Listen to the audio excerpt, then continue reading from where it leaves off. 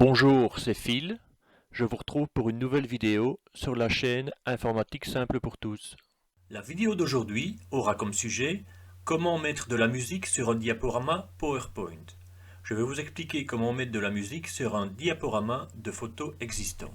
Je pars du principe que j'ai déjà un document avec toutes les photos qui sont présentes. Pour rappel, si vous voulez ajouter une photo sur une diapositive, c'est simplement menu Insertion, Images. Vous vous retrouvez avec la photo que vous pouvez redimensionner comme vous voulez, soit pour que ça prenne toute la page, ou vous les mettez où vous voulez sur la page. Maintenant, pour mettre de la musique, nous allons dans Insertion et nous avons l'option Audio. On va chercher l'audio qui se trouve sur mon ordinateur et on sélectionne simplement le fichier. À rappeler que la définition de l'audio que nous allons utiliser, plus elle est de bonne qualité et plus le fichier sera conséquent, ce qui donnera un fichier PowerPoint à la fin qui sera très lourd, donc pratiquement impossible d'envoyer par mail.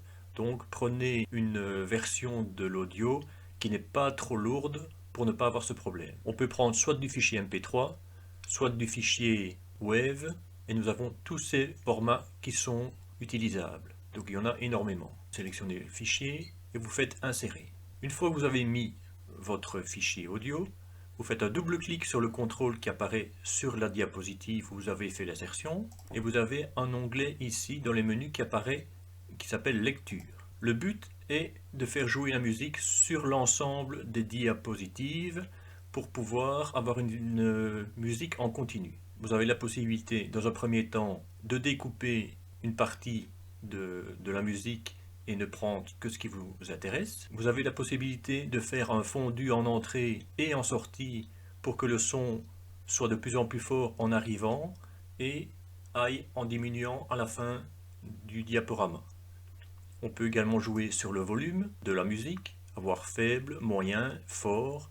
Par exemple, si à un moment donné on veut une musique mais qu'on est en train de faire une présentation, donc on doit parler par-dessus, il ne faut pas que la musique soit trop forte non plus. Pour pouvoir être joué en continu et démarrer automatiquement lorsqu'on lance le diaporama, il faut que l'option démarrage soit mise sur automatiquement. On coche également lire sur toutes les diapositives et si jamais la musique était plus courte que la durée du diaporama, on clique sur l'option répéter jusqu'à l'arrêt. Donc là, le morceau de musique se rejouera en boucle jusqu'à la fin. On coche également masquer pendant la présentation. Masquer quoi? C'est pour masquer le contrôle audio que l'on a mis sur la diapositive. Donc une fois qu'on a fait ça, moi j'avais mis au niveau des différentes photos, dans transition, j'avais mis que l'on passe à la photo suivante toutes les 7 secondes. Donc j'avais sélectionné 7 en étant sur la première photo et j'ai cliqué sur appliquer partout. Maintenant, il est possible, pour ceux qui le veulent, d'insérer la date et l'heure sur les photos. Ce ne seront pas évidemment la date de prise des photos, mais la date de création du diaporama. Pour ce faire, on se met sur la première photo, on fait insertion et on a ici date et heure. On sélectionne date et heure et on peut soit faire une mise à jour automatique, ça veut dire que chaque fois qu'on lancera le diaporama, l'heure et la date sera mis à jour. Donc ça c'est bien si jamais on doit faire une présentation qui n'a rien à voir dans ce cas-ci avec les photos, mais qui doit être à jour par rapport au jour où on fait la démonstration. Mais on peut également la mettre au format fixe. Dans ce cas-ci, je vais le mettre automatiquement. Je peux choisir le format et d'avoir un format de date avec le jour et le mois, ou ici, je veux que ça soit date plus heure. Je dis appliquer partout, et on a ici la date qui apparaît. Elle peut être modifiée au niveau de la couleur, de la taille, vous pouvez la changer de place sans souci, et ça a été mis sur toutes les diapositives. Maintenant qu'on a fait ceci, on va essayer de voir si ça fonctionne. Donc pour lancer le diaporama, on appuie sur la touche F5.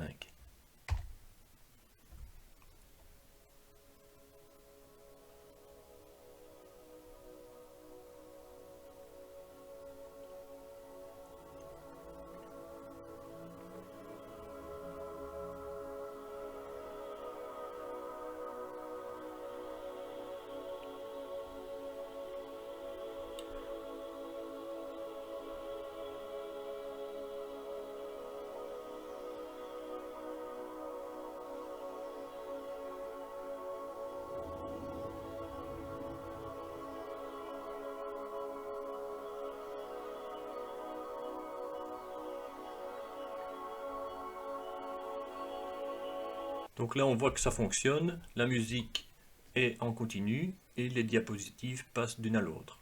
Avant d'envoyer votre diaporama par mail, vous pouvez faire en sorte qu'il soit plus petit en compressant le poids des photos. Pour cela, je vous engage à aller voir ma vidéo intitulée « Comment réduire la taille d'un document Word, Excel ou PowerPoint » et vous verrez comment atténuer le poids des photos et avoir un document plus petit. Vous pouvez aussi convertir votre diaporama en vidéo, comme cela, si les personnes à qui vous l'envoyez n'ont pas PowerPoint, ils pourront même le voir sur leur télévision. Alors pour enregistrer un diaporama sous forme de vidéo, il y aura le son avec de toute manière également. Vous allez dans Fichier, Enregistrer sous, et vous sélectionnez le format MP4. Vous faites ceci, vous mettez un nom, vous tapez sur Enregistrer et il va vous générer la vidéo, où il va respecter la durée d'affichage des diapositives, la transition, la musique de fond, tout va être parfaitement synchronisé pour avoir une vidéo correcte. Évidemment, ce que je n'ai pas fait ici, mais que vous pouvez faire pour vous amuser, et que ça soit encore plus joli, c'est jouer sur les transitions qui vont vous permettre d'avoir un passage plus esthétique d'une photo à l'autre. Si en fin de compte, votre diaporama ou vidéo est trop lourd pour être envoyé par mail, vous avez la possibilité de l'envoyer en utilisant OneDrive ou un site du style WeTransfer. N'hésitez pas à me demander dans les commentaires si vous voulez une vidéo sur comment envoyer un document de grosse taille avec OneDrive ou également via WeTransfer. La vidéo est maintenant terminée, j'espère qu'elle vous a plu.